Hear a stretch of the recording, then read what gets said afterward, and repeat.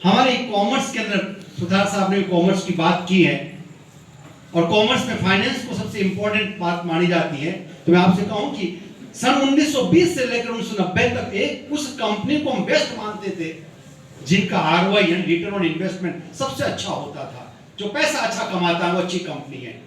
लेकिन उसके बाद वर्ल्ड लेवल पर इतनी कंपनियां जो अच्छी फाइनेंशियल पोजीशन की थी वो एक साथ धराशायी हुई, खत्म हुई। तब नॉर्टन, एक डेविड कॉर्ड नॉर्टन हुआ, एक कार्ल प्लान हुआ जो ऑक्सफोर्ड का प्रोफेसर है, उन्होंने एक बैलेंस स्कोर कार्ड बनाया और उन्होंने कहा कि कंपनी में केवल फाइनेंस इंपॉर्टेंट नहीं होता है, फाइनेंस के अलावा 4 पैरामीटर और इंपॉर्टेंट होते हैं तो ही वो सस्टेन कर पाती है। तो financial perspective is one aspect, customer perspective भी होना चाहिए, इंटरनल बिजनेस पर्सपेक्टिव होना चाहिए, इनोवेटिव पर्सपेक्टिव भी होना चाहिए। ठीक उसी तरह बच्चों हमारे जीवन में भी बैलेंस होना चाहिए।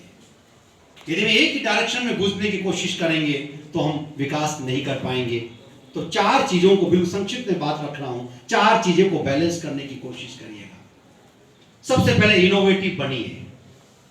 जितना इनोवेटिव होंगे, और innovative means knowledge plus imagination.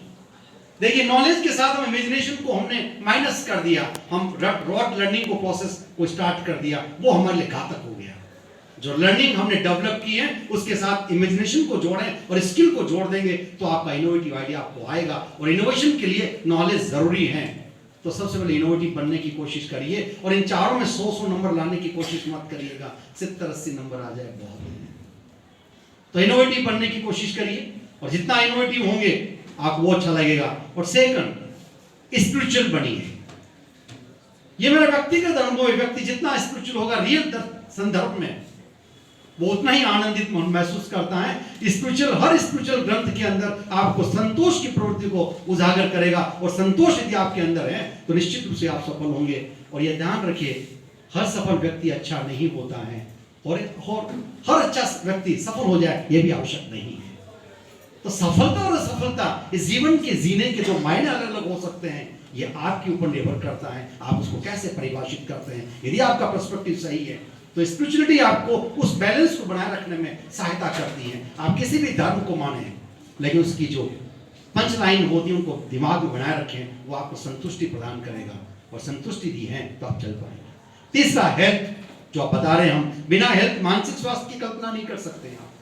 Health तो आपको करना है, हेल्थ में आपको ध्यान देना ही देना है और 24 घंटे में 1 घंटा तो हेल्थ पर दीजिए साहब, कैसे भी करके, चाहे आप साइकिल चलाएं, चाहे योगा करें, चाहे स्विमिंग करें, कुछ भी करें।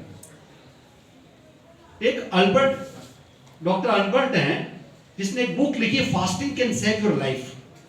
अब हमारे देखिए स्पिरिचुअलिटी के अंदर फास्टिंग का कितना इंपॉर्टेंस दे रखा है और वो कहते हैं कि हमारे जीवन में 40 दिन की एक साइकिल चलती है। मैंने पढ़ा हुआ बता रहा हूं आपको कि 40 दिन की एक साइकिल चलती है। उस 40 दिन की साइकिल में 3 दिन ऐसे आते हैं